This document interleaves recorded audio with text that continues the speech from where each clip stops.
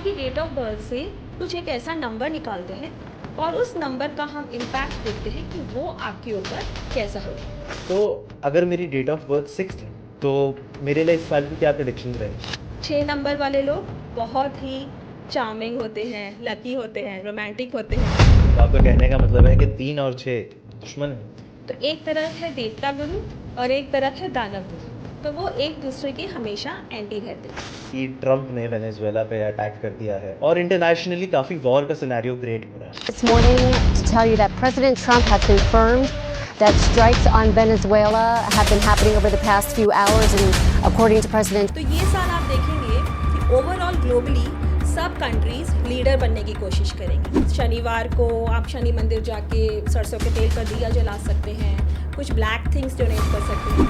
और जिन लोगों का मूलांक 4 या 8 है उन्हें तो बहुत ज़्यादा सावधान रहने की ज़रूरत है, क्योंकि 4 और 8 और 2 एक दूसरे के एंटी होते हैं। ये 7 नंबर हो गया केतु का नंबर, 8 नंबर हो गया शनि का और 9 नंबर हो गया मंगल का। तो ये जो तीनों ही प्लैनेट्स हैं थोड़े से हमारी लाइफ में उथल पुथल आते हैं। तो 9 नंबर शुरू होते ही आप समझ जाइए कि आप रोलर कोस्टर पर बैठ गए हैं और आपकी लाइफ कभी नीचे जाएगी, कभी ऊपर जाएगी, कभी भी कुछ भी हो सकता है। सब कुछ 9 नंबर्स के अराउंड ही क्यों रिवॉल्व करता है? देखिए, 0 का मतलब होता है शून्य, यानी कि शून्यता।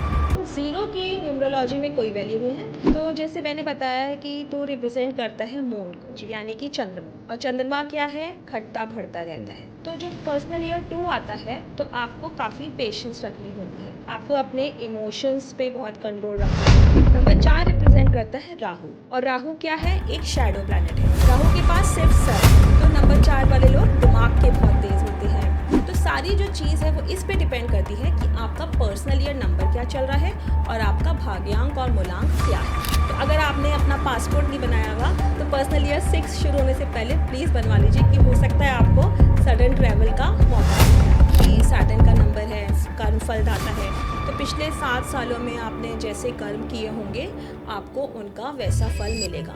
हेलो दोस्तों, आज हम बैठे हैं फेमस न्यूमरोलॉजिस्ट पूजा अग्रवाल के साथ और आज हम बात करेंगे न्यूमरोलॉजी से रिलेटेड कुछ इंपॉर्टेंट टॉपिक्स की, जैसे कि 2026 की प्रेडिक्शंस और कौन से नंबर्स के लिए ये साल कैसा रहेगा। तो चलिए शुरू करते हैं। सभी दर्शकों को मेरा प्यार भरा नमस्कार।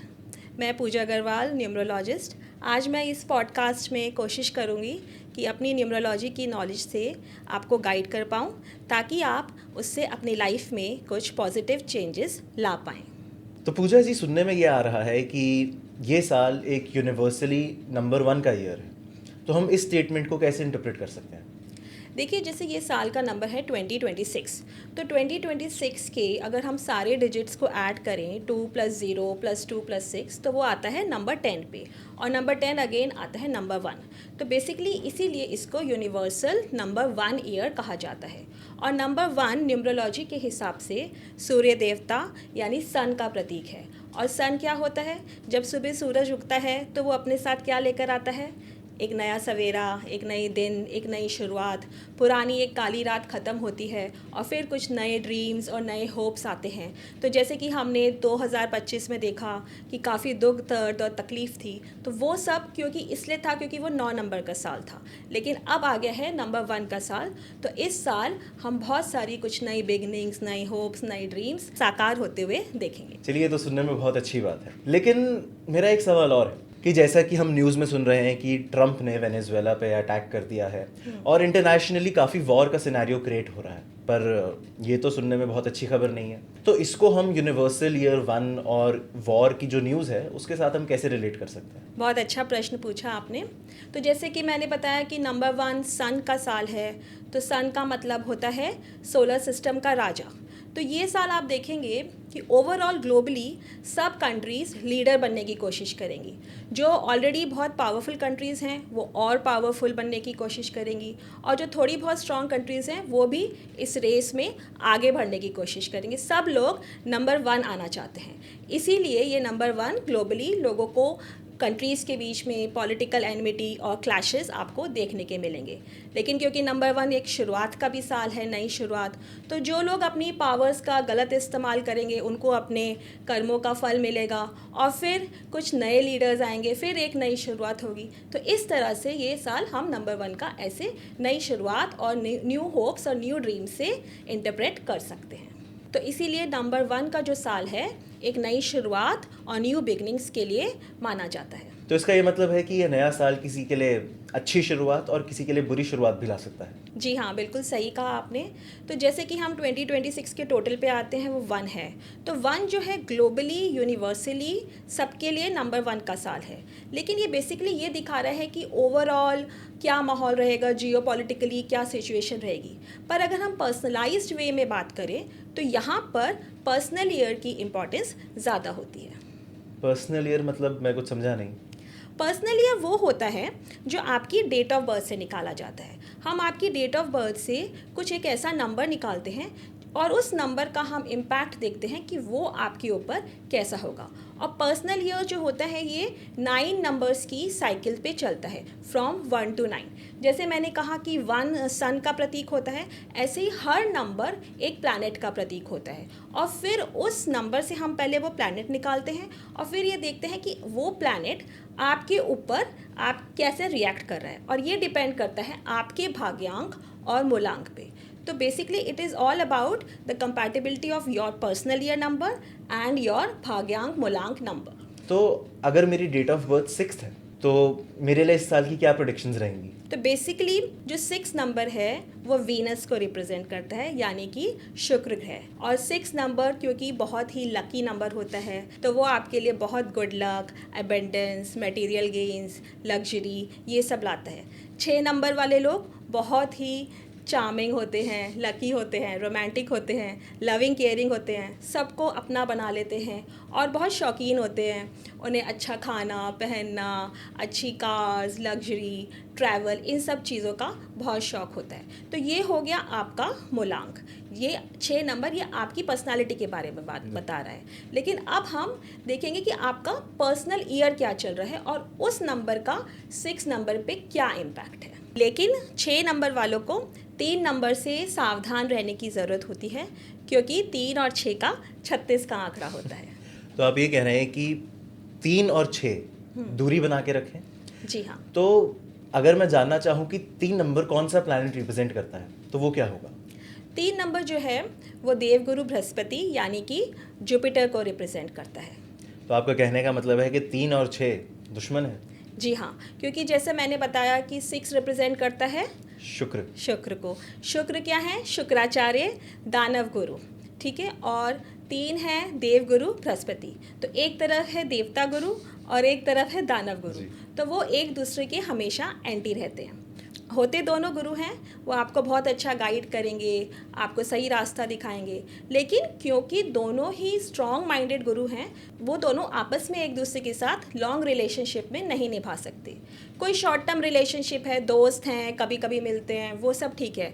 लेकिन कोई लॉन्ग टर्म रिलेशनशिप है, जैसे कि शादी हो गई है 3 और 6 वालों की, या कोई बिजनेस पार्टनरशिप है, तो उसमें आप देखेंगे कि दोनों के कभी ना कभी झगड़े ज़रूर होंगे, क्योंकि दोनों ही बहुत स्ट्रॉन्ग माइंडेड हैं। तो जैसा कि आपने बताया कि 3 और 6 के बीच में 36 का आंकड़ा रहेगा, तो मैं जानना चाहता हूँ कि क्या ऐसे कोई और नंबर्स भी हैं, कोई ऐसे कॉम्बिनेशंस जिन्हें दूरी बना के रखनी चाहिए? जी हाँ, है ना। जैसे जो सबसे ज़्यादा एंटी नंबर्स होते हैं वो हैं 1 और 8 का कॉम्बिनेशन। लेकिन ऐसा होता क्यों है? क्योंकि जो 1 नंबर है, जैसे मैंने पहले बताया, वो सन को रिप्रेजेंट करता है, और 8 नंबर जो है सैटर्न यानी कि शनि को रिप्रेजेंट करता है। और सन और सैटर्न यानी सूर्यदेव और शनिदेव का क्या रिश्ता है? सूर्यदेव जो हैं शनिदेव के इलेजिटिमेट फादर हैं। अच्छा। और इन दोनों की कभी नहीं बन, इसलिए 1 और 8 नंबर एक दूसरे के एंटी माने जाते हैं। इसीलिए मैंने जैसे शुरू में कहा था यूनिवर्सल ईयर 1 चल रहा है, तो इसकी एनर्जी हर किसी पर सेम नहीं होती। स्पेशली अगर जिन लोगों का भाग्यांक मूलांक 8 है तो उस पर यूनिवर्सल ईयर 1 का बहुत ही डिफरेंट इम्पैक्ट होगा। तो सारी जो चीज़ है वो इस पे डिपेंड करती है कि आपका पर्सनल ईयर नंबर क्या चल रहा है और आपका भाग्यांक और मूलांक क्या है। मैंने नोटिस किया कि आप 2 शब्द काफ़ी ज़्यादा यूज़ कर रहे हैं, भाग्यांक और मूलांक। मैं समझ नहीं पा रहा कि इनमें फ़र्क क्या है, तो आप वो बताना चाहेंगे? जी हाँ, तो देखिए मूलांक जो होता है वो आपकी डेट ऑफ बर्थ से निकलता है। जैसे कि सपोज़ अगर आपकी डेट ऑफ बर्थ है 6 जनवरी, तो जो आपका मूलांक है वो 6 है। ठीक है, ये बेसिकली वो नंबर होता है जो आपकी पर्सनालिटी बताता है, आप अंदर से कैसे हैं, आपका साइकिक नंबर है। और भाग्यांक निकलता है पूरी डेट ऑफ बर्थ के टोटल से, और ये बेसिकली होता है आपका लाइफ पाथ नंबर, आपका डेस्टिनी नंबर, कि आप लाइफ में किस दिशा में जाएंगे। मूलांक जो है ये बताता है कि आप कैसे हैं, किस सिचुएशन पे आप कैसे रिएक्ट करेंगे। और भाग्यांक आपका करियर, आपका सक्सेस, आपका बिजनेस, इन सब चीज़ों के बारे में बताता है।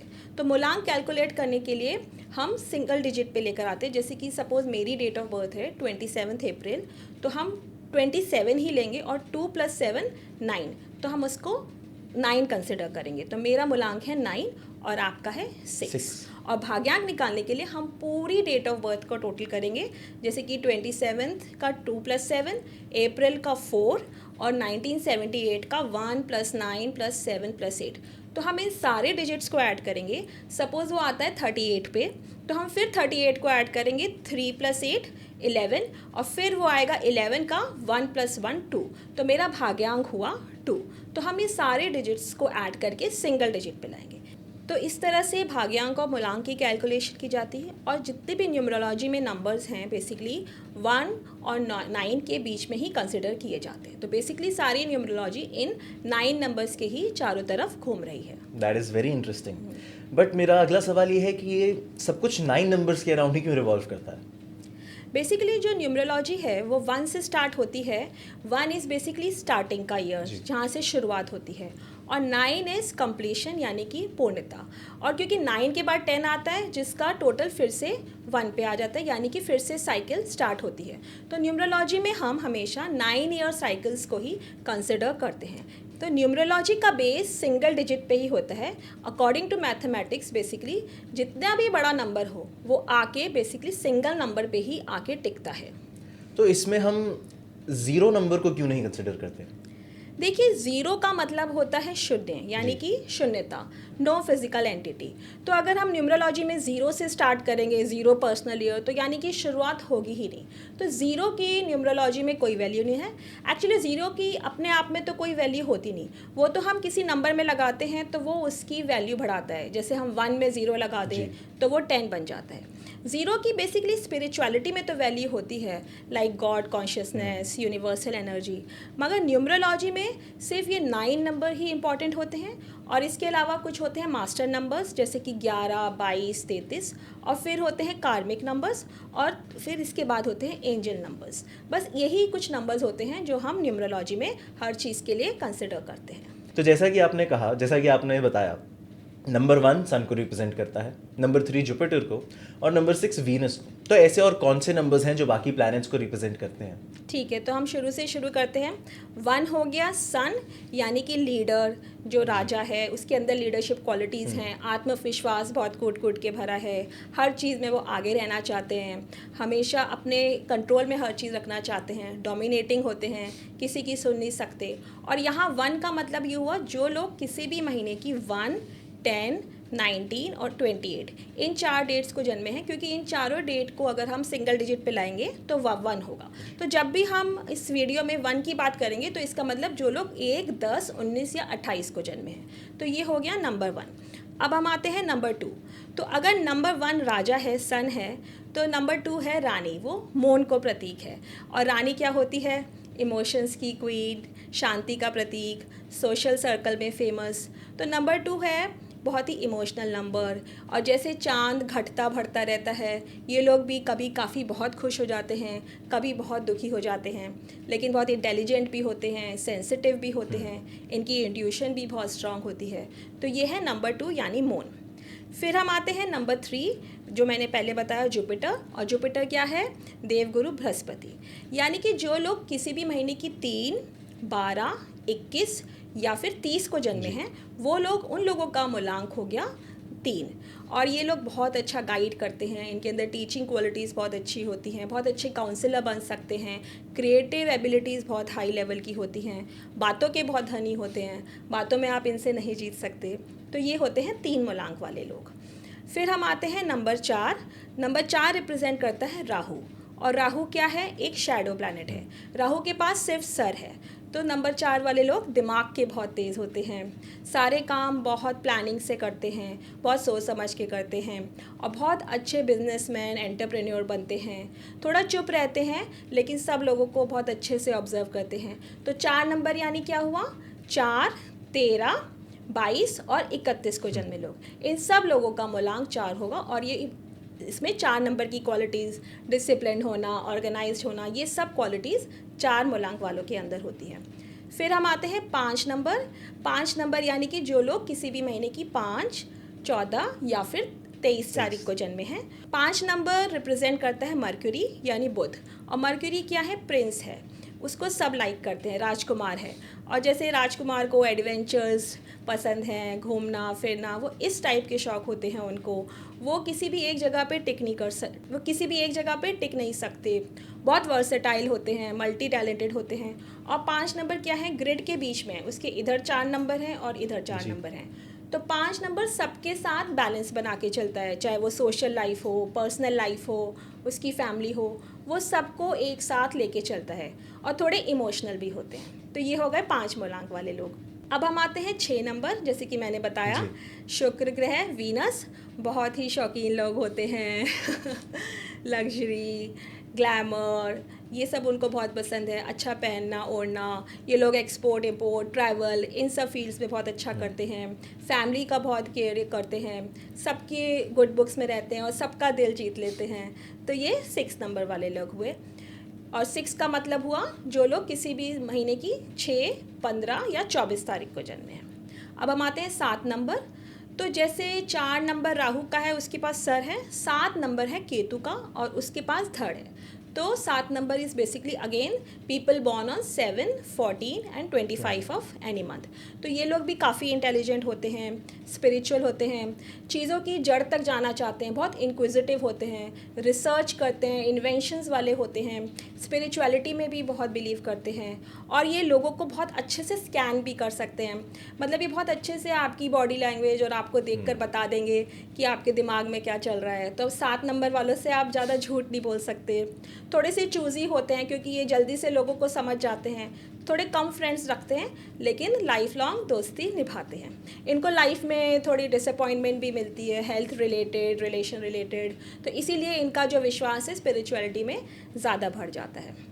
अब हम आते हैं 8 नंबर पे। 8 नंबर रिप्रेजेंट करता है, जैसे मैंने बताया, शनि यानी कि सैटर्न को। और शनि देव क्या है? वो 1.5 चाल चलता है, धीरे धीरे चलता है। तो 8 नंबर वालों को लाइफ में बहुत ज़्यादा स्ट्रगल देखनी पड़ती है। सक्सेस मिलती है लेकिन थोड़ा धीरे से मिलती है। और 8 नंबर वाले जो हैं थोड़ा सा स्ट्रेट फॉरवर्ड होते हैं, क्योंकि क्या है, शनि है, कर्म फल दाता है। तो आपने मेरे साथ जैसा किया मैं भी आपके साथ वैसा करूँगा। 8 नंबर की यही पॉलिसी है कि जैसे को तैसा, जो उनके मन में आता है बोल देते हैं, कोई फ़िल्टर नहीं होता, लेकिन दिल के सच्चे होते हैं। और 8 नंबर का मतलब क्या हुआ? जो लोग किसी भी महीने की 8, 17 या 26 तारीख को बॉर्न है। अब हम आते हैं ग्रेड का लास्ट नंबर 9 नंबर, यानी कि 9 नंबर मंगल का नंबर। और ये जो लोग हैं बहुत ही ज़्यादा एनर्जी वाले होते हैं, हर वक्त इनको कुछ ना कुछ करना है, खाली नहीं बैठ सकते, दिमाग में कुछ ना कुछ चलता रहेगा, इंटेलिजेंट होते हैं। इनको ज़रूरत होती है कि अपनी एनर्जी को किसी पॉजिटिव डायरेक्शन में लगाएं, क्योंकि अगर ये नेगेटिव में जाएंगे, क्योंकि इनके अंदर गुस्सा बहुत होता है, तो बहुत गलत काम में निकल सकते हैं। तो इनको ह्यूमैनिटेरियन कॉजेज़ और इन सब चीज़ों के लिए काफ़ी काम करना चाहिए। इसके अलावा क्योंकि एनर्जेटिक होते हैं तो आर्मी, पुलिस, ऐसे प्रोफेशंस में ये बहुत अच्छा करते हैं। तो ये सब हो गए सारे मूलांक। 9 नंबर का मतलब है जो लोग किसी भी महीने की 9, 18 या 27 तारीख को जन्मे हैं। चलिए, ये तो सुनने में बहुत ही इंटरेस्टिंग है। तो क्या अब आप हमारे दर्शकों को बताना चाहेंगी कि ये सभी मूलांकों के लिए 2026 की क्या प्रेडिक्शंस रहेंगी? देखिए, जैसे मैंने आपको पहले बताया कि हमारा जो पर्सनल ईयर होता है वो हमें बताता है कि हमारे लिए ये साल कैसा रहेगा। और पर्सनल ईयर जो है हर साल 6 फेब को चेंज होता है, क्योंकि न्यूमरोलॉजी में हम सारी कैलकुलेशन चाइनीज़ न्यू ईयर के हिसाब से करते हैं।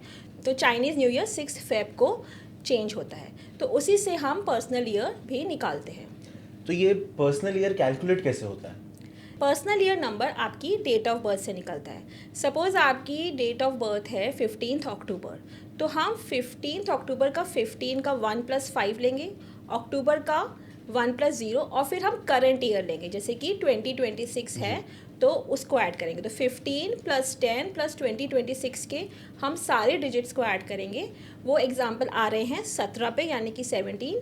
फिर हम 17 के दोनों डिजिट्स को ऐड करेंगे, जो कि 1 + 7 8 पे आ रहा है। तो इसका मतलब अगर आपकी डेट ऑफ बर्थ 15 अक्टूबर है तो आपका जो 2026 में पर्सनल ईयर 8 चल रहा है। तो इस साल हमारा पर्सनल ईयर 8 का इम्पैक्ट क्या रहेगा? तो पर्सनल ईयर 8 जैसे हुआ शनि का नंबर, और जैसे मैंने बताया कि शनि होता है कर्म फलदाता, तो 8 नंबर जो है पिछले पूरे 7 सालों का आपको कर्मों का फल देता है। तो अगर आपने अच्छे कर्म किए होंगे तो आपको उसका अच्छा फल मिलेगा, और अगर आपके कर्म बुरे होंगे तो उसका आपको बुरा फल मिलेगा। लेकिन 8 नंबर पर्सनल ईयर सबके लिए एक जैसा नहीं होता। ऐसा क्यों? क्योंकि जैसे मैंने बताया कि कुछ नंबर्स एंटी नंबर्स होते हैं। अब जैसे 8 का एंटी नंबर होता है 1, तो अगर किसी का मूलांक 1 है या किसी का पर्सनल ईयर 1 चल रहा है और उसका मूलांक 8 है, तो उस पे जो है उसका सेम इम्पैक्ट नहीं होगा। क्योंकि पर्सनल ईयर 1 वैसे तो बहुत सारी बिगनिंग्स, शुरुआत, न्यू होप्स, न्यू वेंचर्स लेकर आता है, लेकिन क्योंकि आपका मूलांक 8 है तो आपको कुछ हेल्थ इश्यूज़ हो सकते हैं, कुछ रिलेशनशिप में प्रॉब्लम हो सकती है, आपके करियर बिजनेस में प्रॉब्लम हो सकती है। तो इसका मैं आपको एक उपाय बताना चाहूँगी। 8 मूलांक वालों को अगर उनका पर्सनल ईयर 1 है तो उन्हें सूर्य की रेमेडीज़ कर लेनी चाहिए, यानी कि वो सूर्य देवता को सुबह उठ के जल चढ़ा दें, या फिर सूर्य नमस्कार कर लें, या अपने पिता से आशीर्वाद लें। इस आशीर्वाद से उन्हें बहुत ब्लेसिंग्स मिलेंगी और इस आशीर्वाद से उनको लाइफ में बहुत फ़ायदा होगा। पूजा जी, ये सब सुनने में तो बहुत ही ज़्यादा फैसिनेटिंग है। तो क्या आप बताना चाहेंगी कि पर्सनल ईयर 2 का क्या इम्पैक्ट रहेगा? तो जैसे मैंने बताया है कि 2 रिप्रेजेंट करता है मून को, यानी कि चंद्रमा, और चंद्रमा क्या है, घटता बढ़ता रहता है। तो जो पर्सनल ईयर 2 आता है तो आपको काफ़ी पेशेंस रखनी होती है, आपको अपने इमोशंस पे बहुत कंट्रोल रखना होता है, क्योंकि 2 नंबर मन का कारक होता है। वो कभी आपको बहुत खुश करेगा, कभी आपको बहुत दुखी कर देगा। तो आपको इमोशंस में बहकर, जैसे कहते हैं ना, जोश में होश ना गवाएं। तो जब आप बहुत खुश हैं तो कोई गलत डिसीजन ना ले लें, या जब आप बहुत दुखी हैं तो कोई गलत डिसीजन ना ले लें। तो पर्सनल ईयर 2 में आपको अपने ऊपर, अपने इमोशंस पे बहुत कंट्रोल रखना चाहिए। वो आपको कभी खुश करेगा, कभी दुखी करेगा, लेकिन आपको अपने ऊपर कंट्रोल रखना है। और इसका एक अचूक उपाय ये है कि आप अपने मदर से, जो भी आपकी लाइफ में मदरली फिगर हैं, कोई आपकी बड़ी बहन है, कोई फ्रेंड है, आप अपने दिल की बात ज़रूर शेयर करें। जब भी आप लो फील करें उनके पास जाएं, उनसे बातें शेयर करें, उनकी गाइडेंस लें और उनका आशीर्वाद लें।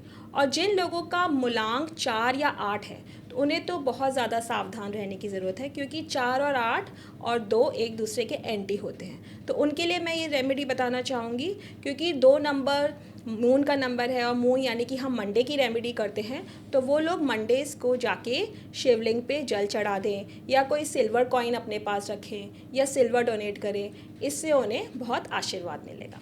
और अगर हम पर्सनल ईयर 3 की बात करें, तो जैसे कि हमने कहा कि 3 होता है गुरु बृहस्पति का, जुपिटर का नंबर। तो जब भी पर्सनल ईयर 3 आता है तो काफ़ी गुड लक और ब्लेसिंग्स लेकर आता है, क्योंकि हमारे गुरु हमें ब्लेसिंग्स देते हैं। लेकिन याद रहिए कि पर्सनल ईयर 3 में ये एजुकेशन से रिलेटेड अगर आप कुछ करना चाहते हैं, स्पिरिचुअलिटी से रिलेटेड, या कुछ क्रिएटिव इंडस्ट्री से रिलेटेड करना चाहते हैं, तो वो सब तो आपके मंसूबे कामयाब होंगे। लेकिन अगर आप और कोई एक्टिविटी करना चाहते हैं फन रिलेटेड, वो सब आप कुछ नहीं कर पाएंगे। अगर आप कोई धाम पे जाना चाहते हैं, कोई पिलग्रिमेज, कोई ज्योतिर्लिंग, वो सब दर्शन अगर आपने मैनिफेस्ट किए हैं तो वो सब पर्सनल ईयर 3 में होंगे। तो एजुकेशन से रिलेटेड, स्पिरिचुअलिटी से रिलेटेड, ये सब चीज़ें आप पर्सनल ईयर 3 में कर सकते हैं। तो जैसे कि मेरा मूलांक 6 है, आपने बताया था, और मेरा और 3 नंबर का 36 का आंकड़ा रहता है, तो हमारे क्या संबंध रहेंगे? तो ऐसा होता है कि जब आपका 6 मूलांक है और पर्सनल ईयर 3 शुरू हुआ, तो थोड़ी सी आपकी लाइफ में उथल पुथल हो सकती है, आपकी हेल्थ इश्यूज़ हो सकते हैं, या कुछ करियर से रिलेटेड प्रॉब्लम हो सकती है। तो इसका मैं आपको एक उपाय बता सकती हूँ, क्योंकि आपका 3 है तो आप 3 की, यानी कि जुपिटर बृहस्पति, मतलब बृहस्पतिवार की रेमेडीज़ कीजिए। थर्सडे को आप येलो चीज़ें डोनेट कीजिए, केसर का तिलक लगाएं, अपने गुरु को प्रणाम करें, या फिर कोई भी बनाना ट्री पे जाके हल्दी का वाटर चढ़ाएं। आपको बृहस्पतिवार की रेमेडीज़ करनी है। चलिए बढ़ते हैं अगले नंबर पे, पर्सनल ईयर 4। मैंने सुना है कि पर्सनल ईयर 4 राहु का नंबर होता है, तो क्या पर्सनल ईयर 4 आते ही राहु काल शुरू होने वाला है? नहीं नहीं, देखिए राहु काल जैसे वर्ड्स तो एस्ट्रोलॉजी में यूज़ होते हैं, हम ये वर्ड्स यूज़ नहीं करते। हाँ, ये ज़रूर कहेगी कि जैसे ही पर्सनल ईयर 4 शुरू होगा तो आपकी लाइफ में राहु का इम्पैक्ट थोड़ा सा बढ़ जाता है। और उसका मतलब क्या है, जैसे मैंने बताया राहु सिर्फ सर है, तो राहु आपके दिमाग को भ्रमित करेगा। तो जैसे ही पर्सनल ईयर 4 शुरू होगा, आपको कभी आप सोचोगे कि मैं कभी ये कर लूँ, कभी वो कर लूँ, कभी ये बिज़नेस कर लूँ, कभी कोई डिसीजन, आप बार बार अपने डिसीजन चेंज करते रहेंगे। कभी आपको सडन गेन्स होंगे, कभी आपको सडन लॉसेस होंगे। राहु जो है बहुत ज़्यादा दिमाग घुमाता है। आप बहुत सारी मेहनत करोगे लेकिन आपको उसका रिज़ल्ट 10% ही मिलेगा। पर्सनल ईयर 4 के लिए मेरा यही एडवाइस है कि थोड़ा शांति से बैठे रहें, ज़्यादा हाथ पैर ना मारें। आप सोचोगे कि मैं कुछ सडन गेन्स वाला कुछ काम कर लूँ, पर इन सब चीज़ों में आपको कुछ ज़्यादा फ़ायदा नहीं होगा, बल्कि लॉसेस ही होंगे। तो जितना हो सके आप पर्सनल ईयर 4 में कोई भी इम्पॉर्टेंट डिसीजन ना ले। कोई कंट्री चेंज, कोई जॉब चेंज, कोई सोचेगा कि मैं जॉब छोड़ के बिज़नेस शुरू कर दूँ, कोई पार्टनरशिप डीड साइन करना, या कोई प्रॉपर्टी का सेल परचेज़, ऐसा कुछ भी इम्पॉर्टेंट काम जो लाइफ चेंजिंग हो सकता है वो आप पर्सनल ईयर 4 में ना करें। जितना हो सके वेट करें और पर्सनल ईयर 5 को आने दें। Personal year 5, that's interesting. ऐसा क्यों? क्योंकि 5 नंबर मैंने बताया था कि एक ब्लेसिंग का नंबर होता है। तो जब पर्सनल ईयर 5 शुरू होता है तो वो अपने साथ ब्लेसिंग लेकर आता है। तो आपको 5 की वेट करनी है, क्योंकि 5 आपकी लाइफ में कोई नई शुरुआत करेगा, या जो पिछले 2-3-4 सालों से आप मैनिफेस्ट कर रहे हैं वो चीज़ें आपको मिलेंगी। आपको गेन्स हो सकते हैं, कोई आपके घर में किसी का शादी का योग बन सकता है, किसी का बच्चा हो सकता है, नया घर मिल सकता है। तो personal year 5 can bring lot of abundance and prosperity. तो जितना हो सके पर्सनल ईयर 4 में ये सब नए काम ना करके पर्सनल ईयर 5 की वेट करें, और पर्सनल ईयर 5 शुरू होते ही अपने डिसीजंस को लें। तो मेरा आपसे सवाल ये है कि क्या पर्सनल ईयर 4 और पर्सनल ईयर 5 सबके लिए अच्छा रहेगा, या उसके कुछ नेगेटिव इम्पैक्ट भी होंगे? हाँ, तो जैसे मैंने बताया कि 4 नंबर के भी कुछ एंटी नंबर्स होते हैं। तो जैसे कि मूलांक 2 या 8 वालों को पर्सनल ईयर 4 में ज़्यादा सावधान रहने की ज़रूरत होती है। उनके लिए यही रेमेडी है कि वो ट्यूसडे को भैरव मंदिर के दर्शन करें, या एनिमल्स की सेवा करें, शनिवार की रेमेडीज़ करें, ब्लैक थिंग्स डोनेट करें। तो इन लोगों को उसकी ब्लेसिंग्स मिलेगी और उसका पर्सनल ईयर 4 का कम नेगेटिव इम्पैक्ट होगा। और जहाँ तक पर्सनल ईयर 5 का सवाल है, मैंने अपने एक्सपीरियंस में आज तक तो किसी का भी पर्सनल ईयर 5 में कुछ गलत होते हुए, कुछ गड़बड़ होते हुए नहीं देखा। क्योंकि 5 जो है ब्लेसिंग का नंबर है, तो ओवरऑल जनरली सभी की लाइफ में वो खुशियाँ लेकर आता है। लेकिन ये बात तब हो सकती है जब आप अपना काम अच्छे से करते रहें, अपनी मेहनत करते रहें। क्योंकि 5 जो है थोड़ा आलसी भी बनाता है, तो आपको आलस नहीं करना, अपनी मेहनत करते रहना है। ऐसा नहीं होता कि चीज़ें अपने आप हो जाती हैं लाइफ में। आप ये सोचते रहो कि मेरी लॉटरी कब निकलेगी, लॉटरी कब निकलेगी, लेकिन आप लॉटरी का टिकट नहीं खरीदो तो आपकी लाइफ में कुछ नहीं हो सकता। तो मेहनत आपको पूरी करनी है, उसका रिजल्ट आपको पर्सनल ईयर 5 में ज़रूर मिलेगा। ये आपका लॉटरी वाला लॉजिक मुझे बहुत अच्छा लगा। तो अगर हम पर्सनल ईयर 6 की बात करें तो उनके लिए कैसा रहेगा? पर्सनल ईयर 6 अगेन शुक्र का नंबर, और मैं कई बार पहले बता चुकी हूँ कि बहुत ही ज़्यादा एबंडेंस लेके आता है, लग्जरी लेके आता है, मटेरियल गेन्स होते हैं, फैमिली में कोई एडिशन हो सकती है, फैमिली रिस्पॉन्सिबिलिटीज़ बढ़ सकती हैं, थोड़ा हेल्थ इश्यूज़ भी रहते हैं। पर ओवरऑल 6 नंबर सबके लिए बहुत अच्छा होता है। आपको फॉरेन ट्रैवल करा सकता है। कुछ चीज़ें जो आपने कभी सपने में भी नहीं सोची थी वो सब भी आपको 6 नंबर लेकर आ सकता है। तो अगर आपने अपना पासपोर्ट नहीं बनाया हुआ तो पर्सनल ईयर 6 शुरू होने से पहले प्लीज़ बनवा लीजिए, कि हो सकता है आपको सडन ट्रैवल का मौका मिल जाए। तो चलिए आगे बढ़ते हैं पर्सनल ईयर 7 पर। तो अब ये जो लास्ट के 3 साल बचे हैं, 7, 8, 9, ये तीनों सालों में ऑलमोस्ट सबको जो है बहुत ज़्यादा सावधान रहने की ज़रूरत होती है। ऐसा क्यों? क्योंकि देखिए 7 नंबर हो गया केतु का नंबर, 8 नंबर हो गया शनि का, और 9 नंबर हो गया मंगल का। तो ये जो तीनों ही प्लैनेट्स हैं थोड़े से हमारी लाइफ में उथल पुथल लाते हैं। जैसे कि फॉर एग्जांपल हम शुरू करते हैं पर्सनल ईयर 7 से, जो कि केतु का नंबर है, और ये जो है थोड़ा सा हमारी लाइफ में डिसअपॉइंटमेंट लेकर आता है। तो अगर आपने किसी से कोई एक्सपेक्टेशन रखी हुई है, चाहे वो आपके बॉयफ्रेंड गर्लफ्रेंड हो, चाहे बिजनेस पार्टनर हो, तो आपको कुछ धोखा मिलने की चांसेस होते हैं पर्सनल ईयर 7 में।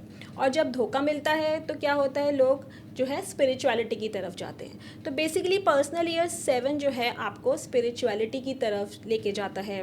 ये सिखाता है कि आप दुनिया की भीड़ से हटके आप अपने अंदर झांको, आप अपने ऊपर वर्क करो। कुछ लोग जो जॉब में कई सालों से एक मतलब परेशान हो रहे हैं, उनको ये पर्सनल ईयर 7 आते ही थोड़ा सबैटिकल ले लेना चाहिए, अपने ऊपर ध्यान दें, अपना इंट्रोस्पेक्शन करें। कुछ स्टूडेंट्स जो आगे हायर स्टडीज़ करना चाह रहे हैं लेकिन वो जॉब में लग गए हैं, तो वो अपनी जॉब से ब्रेक लें और अपनी हायर स्टडीज़ पे अपना प्रोफाइल एनहेंस करने के बारे में सोचें।